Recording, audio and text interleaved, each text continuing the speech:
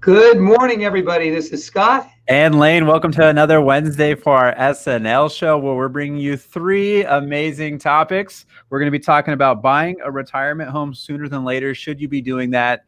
We're also going to be talking about Halloween 2020, maybe some activities and safe activities to think about. And we're also going to be bringing up maybe a couple propositions that are going to be on the ballot and an encouragement to go out and vote. Absolutely. November 3rd is going to be here before we know it. And we know everyone's been inundated lately. And our bottom line recommendation is to get out and cast your vote and have your voice be heard. But we're going to hit a few of the propositions that affect our clients and the local Orange County folks. I mean, I guess they all affect us, but in one way or another, some of them maybe pertain to real estate. And so we definitely had a lot of friends, family, and clients reach out to us on a couple specific ones that we'll bring up. But Stipe, bring up the first topic.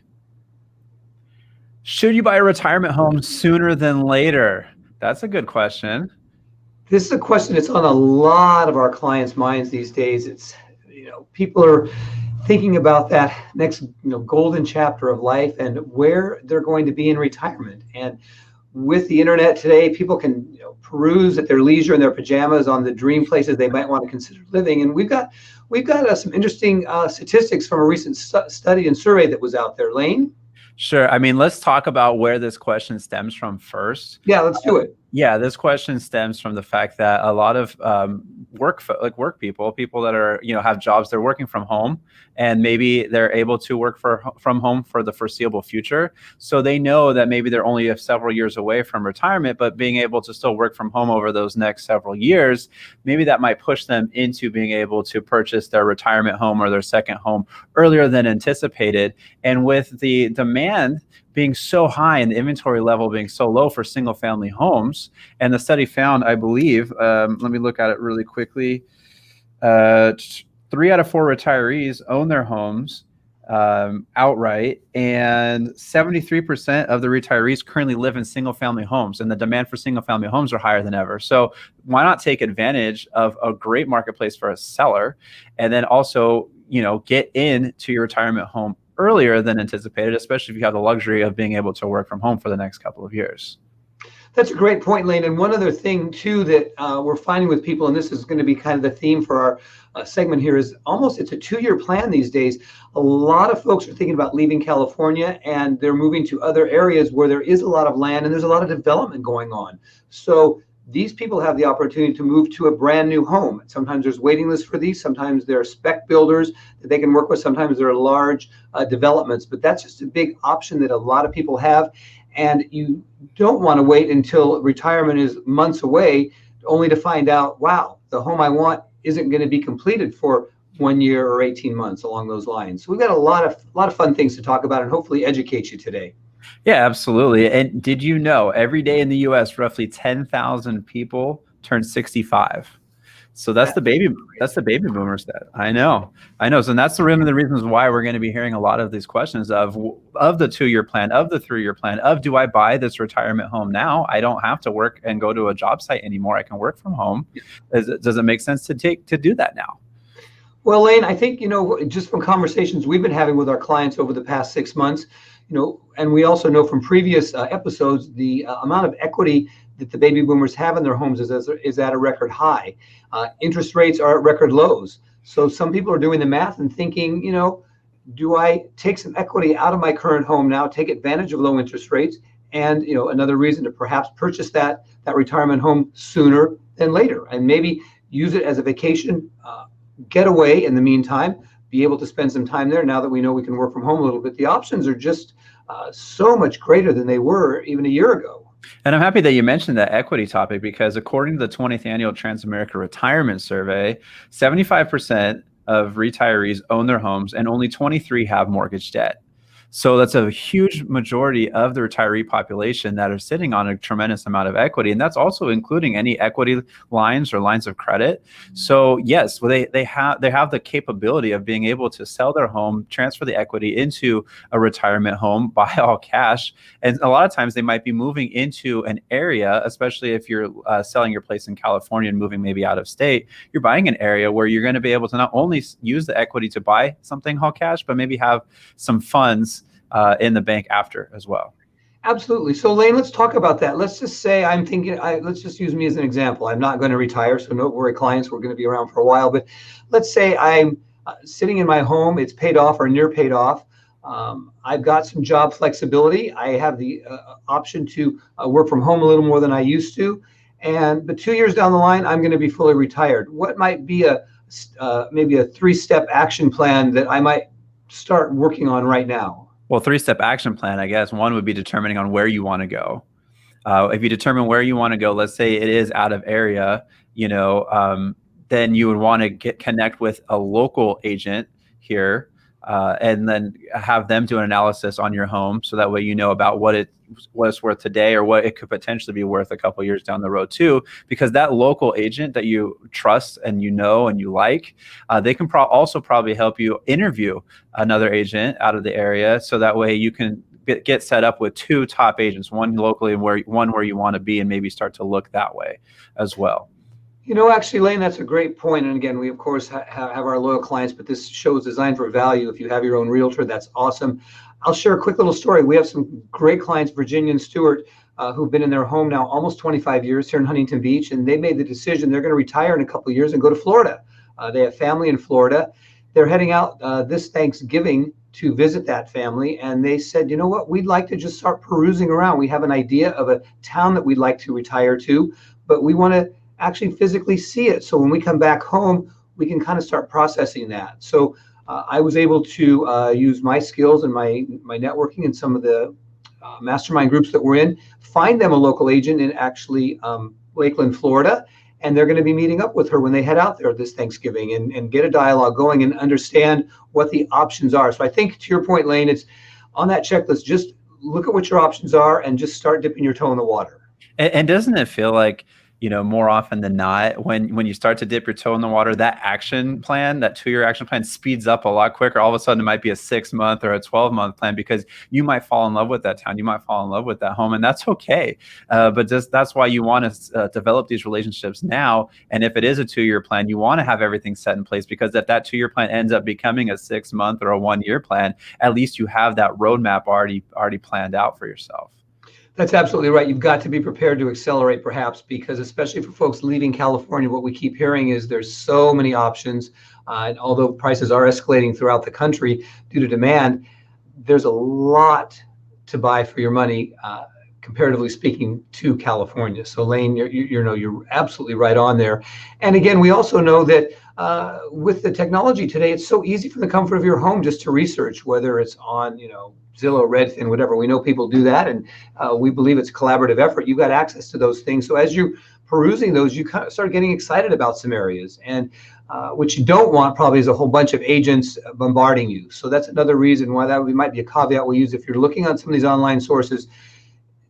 Probably don't need to sign up for anything, especially if you're a couple of years away. Just kind of, again, dipping your toe in the water, getting a feel for what's out there, and then, us or your agent, if you already have another one, should be able to help you find someone in one of those areas. Sure.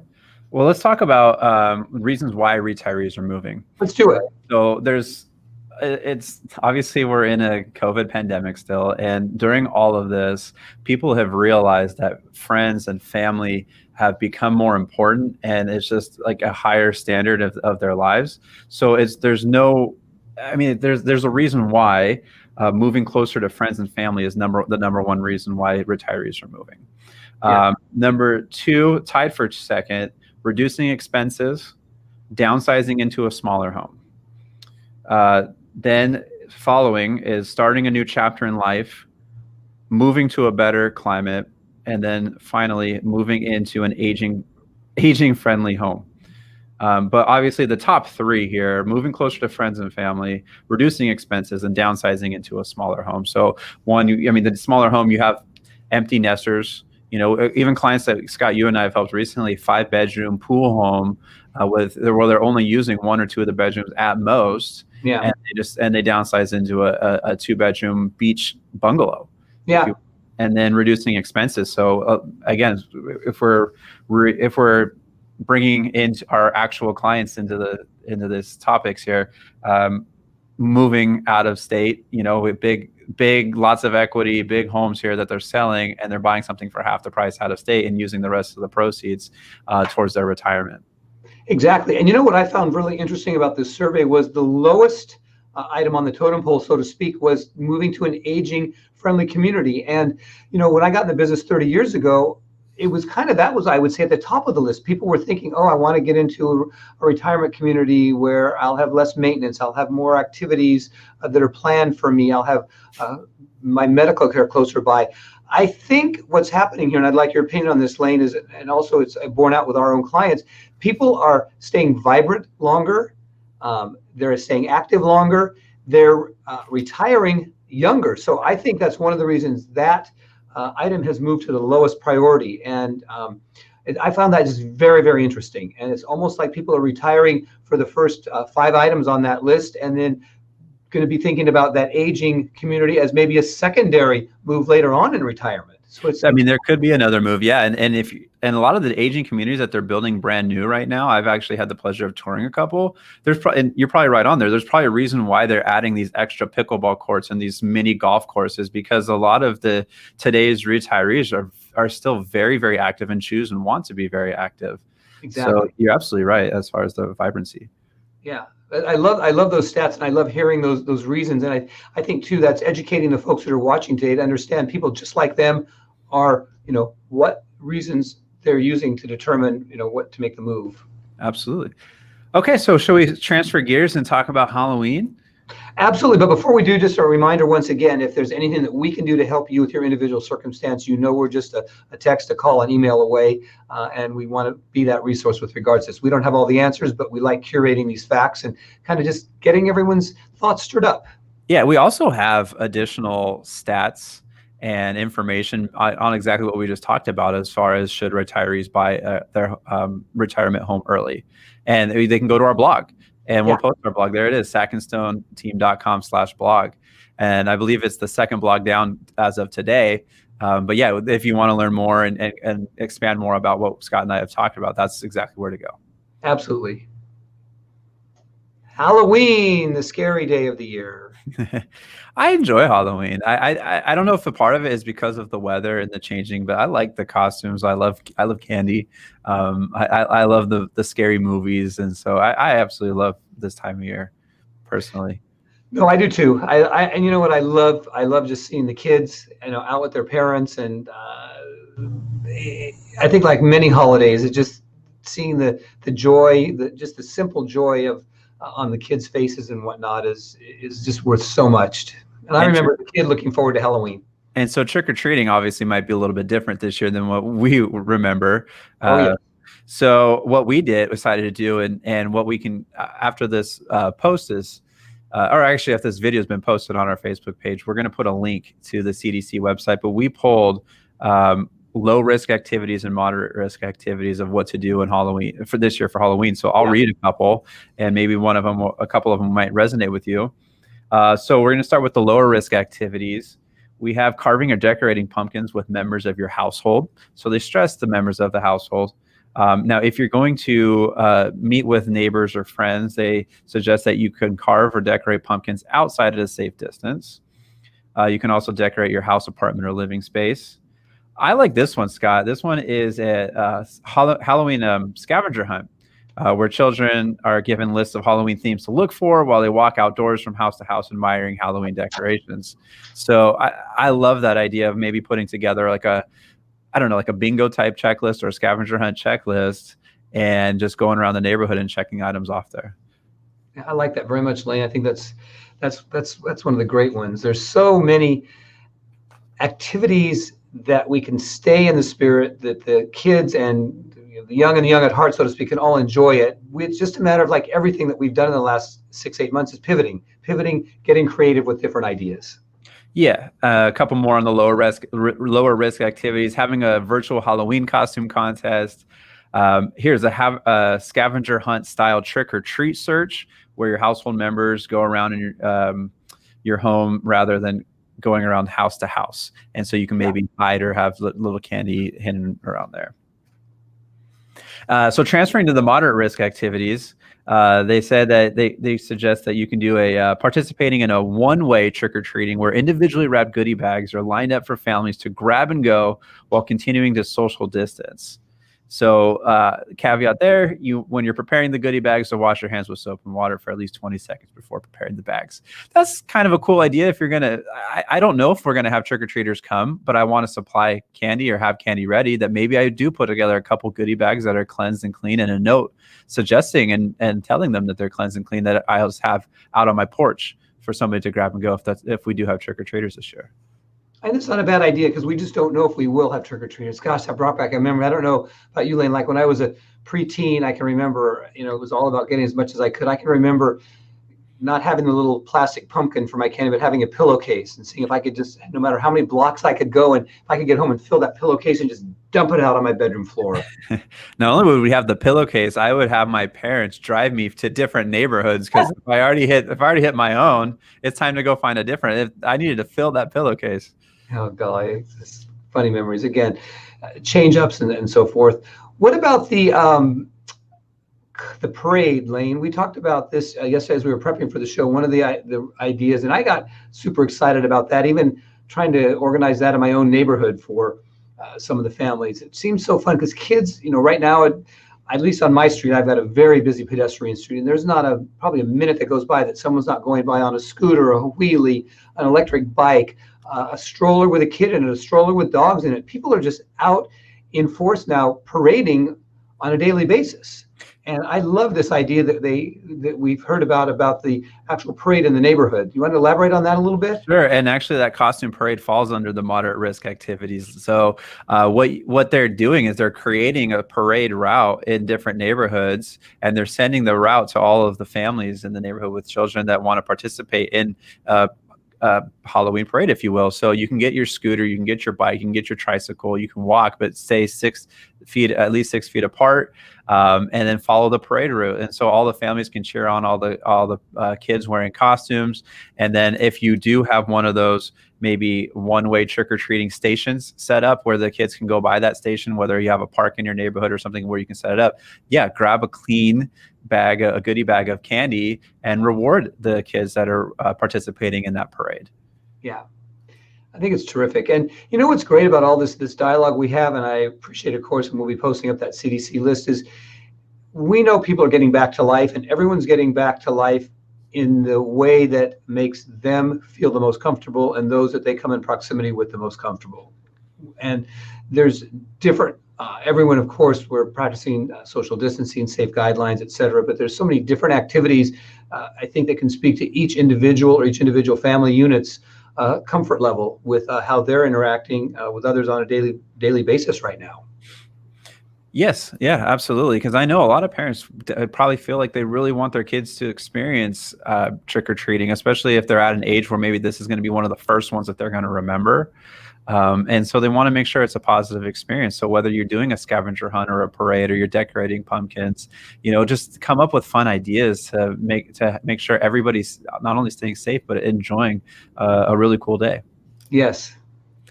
All right. Shall we talk about the last topic of the day? Absolutely. That reminds me, though, I got to get my pumpkins, because I'm decorating a pumpkin for sure this year.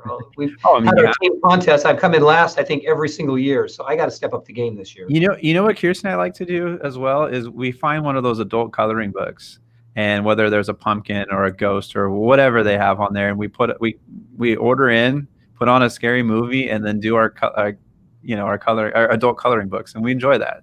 And then we post them. Yeah, so that's kind of an easy way to do it. If you want to get really cheap, like we do, we print them out at home, so instead of buying the book, and then we have the colored pencils, and we just something that's easy, something that doesn't cost a lot, and something that we can do together. Do you guys argue on which movie to watch? No, I know. I'm very easygoing. It doesn't take a lot to please me, and so as long as I don't know. I'm very easygoing. So if it's a good movie, I'm in. I think that's the key to a good relationship, I guess, in business as well. Because in our household, Philip's the easygoing one. So it's always about really, I get to pick the movie in, and that's the way it goes. There you go. No problem with that. All right. All right, Stipe, throw up the third. 2020 election propositions. Vote. So the only reason why, I mean, we're bringing this up right now is because we have had several friends and clients reach out to us and just to have a conversation regarding a couple of the propositions, specifically Proposition 15 and Proposition 21. Yep. Proposition 15 is the tax on commercial and industrial property. Proposition 21 is the local rent control initiative.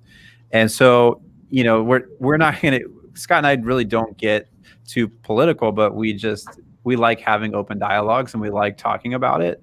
So if you want our quote unquote expert opinion on what to do or what we're thinking for 15 and 21, please reach out to us, call us, send us a DM. You won't be the only ones that have reached out to us. We've already heard it. And so we love having these open dialogues and discussions. Absolutely, yeah. We're trying to keep ourselves informed and up to date as to how the outcome, either direction on propositions, will affect our clients, their property values, their lives. And if we can be a resource, as always, we want to be there for you before the election. And I encourage everyone to read their voter guides, because I find that a great resource prior to the election. I always make sure that I read that, both all the pros and the cons. And then if I have further questions, I have the time to research, and I try not to wait to the 11th hour to be able to do that. So I take advantage of those voter guides. I really do. Yeah, and I think that Ballotpedia is a website where they have it up there, and you can look at the pros and the cons of each proposition. You can see who's in favor and who's against each one, and you get some really good information from that particular website. So that's like I definitely read all the voter guides as well, but then I also just make cross-reference Ballotpedia just to make sure everything's in line, and my thought process is consistent with how I want to vote for this particular election.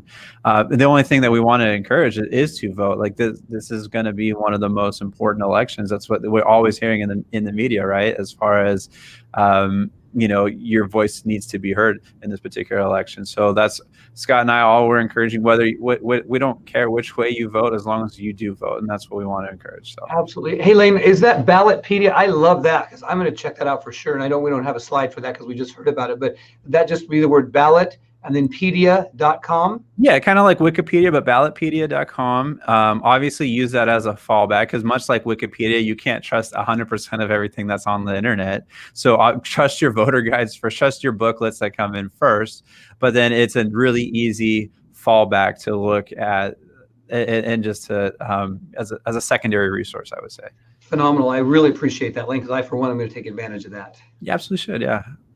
All right, well, that's it. Like, if there's anything you want us to discuss on next Wednesday's SnL show, please reach out, whether it's a private message or something in the comments below. If you have a question of something you might be dealing with anything that has to do with your home or real estate needs, we want to hear about it too, and we can address it and talk about anything that you're looking for. So yeah. Also, a final little note, if we mention something, maybe a retiree that's on a 2-year plan that would find value in hearing our first segment of the topic, share this video with them and give us some love. Absolutely. And Lane, we've got a couple more minutes, and I'm just going to share something, go off script if I may, because sometimes on our show we talk about fun things to do around. Off script though? Were we ever on script? Very good point. We're never on script. Real quick though, again, I know we like to think that these videos have informational appeal across a broad geographic base, but we often talk about seasonal things to do around Orange County, which is our home base. And I've had 2 people this week tell me that they have gone to Rogers Gardens, which is a very local high-end nursery here in Newport Beach, pretty central to most of Orange County.